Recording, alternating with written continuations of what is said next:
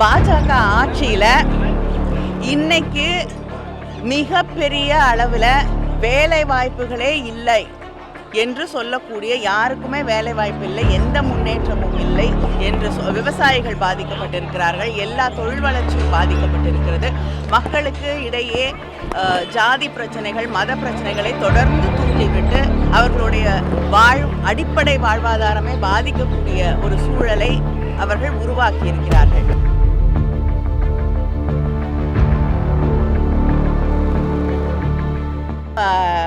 நாங்கள் நாடாளுமன்ற தேர்தலுக்கு முன்னாடி மழை வர வேண்டும், வெள்ளம் வர வேண்டும் என்று, புயல் வர வேண்டும் என்று எந்த முயற்சியும் செய்யவில்லை. அது வந்ததனால முதலமைச்சர் மக்களுக்கு உதவ வேண்டும் என்ற காரணத்திற்காக இந்த நிவாரணத் தொகையை அறிவித்திருக்கிறார்கள்.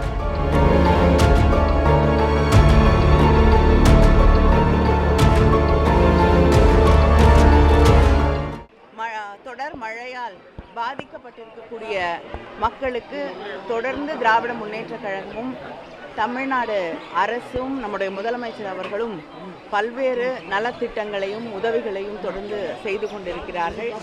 அந்த உதவிகளின் ஒரு பகுதியாக இன்று பாதிக்கப்பட்டிருக்கக்கூடிய குடும்பங்களுக்கு, ரேஷன் கார்டு இருக்கக்கூடிய குடும்பங்களுக்கு 6000 ரூபாய் உதவித்தொகையாக நம்முடைய முதலமைச்சர் அவர்கள் அறிவித்து இன்று அந்த 6000 ரூபாய் கொடுக்கக்கூடிய அந்த நிகழ்வு முதலமைச்சர் அவர்களுடைய கரங்களால் துவக்கி வைக்கப்பட்டிருக்கிறது. பல்வேறு பகுதியிலே, சென்னையிலே பாதிக்கப்பட்டிருக்கக்கூடிய மக்களுக்கு, அந்த குடும்பங்களுக்கு உதவக்கூடிய வகையிலே 6000 ரூபாயை நம்முடைய முதலமைச்சர் அவர்கள் வழங்கியிருக்கிறார்கள்.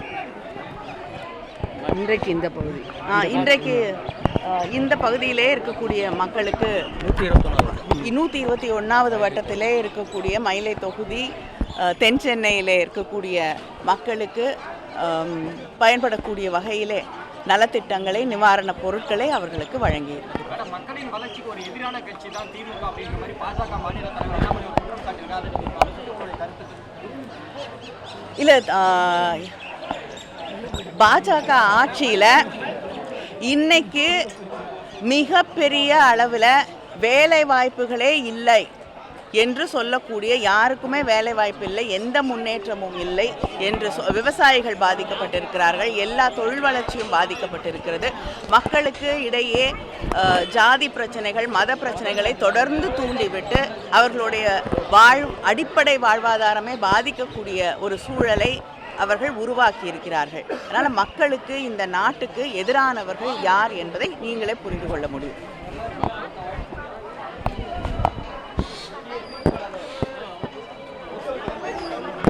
என்னங்க இராணி அவர்கள் நாடாளுமன்றத்தில் தெரிவித்த கருத்து, ஸ்மிருதி இராணி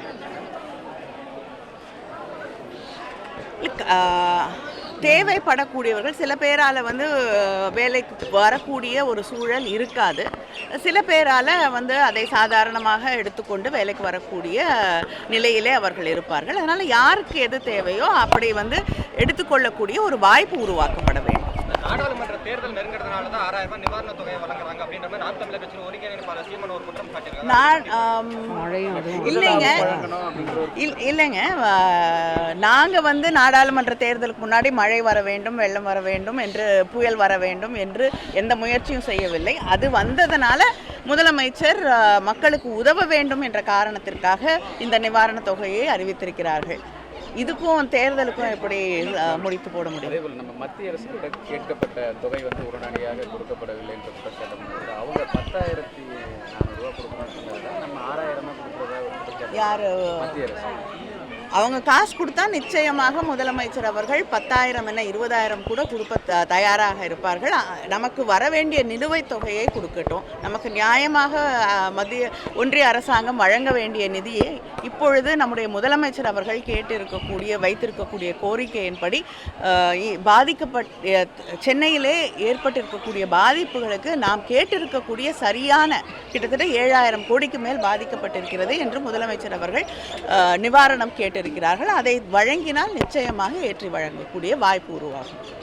நன்றி.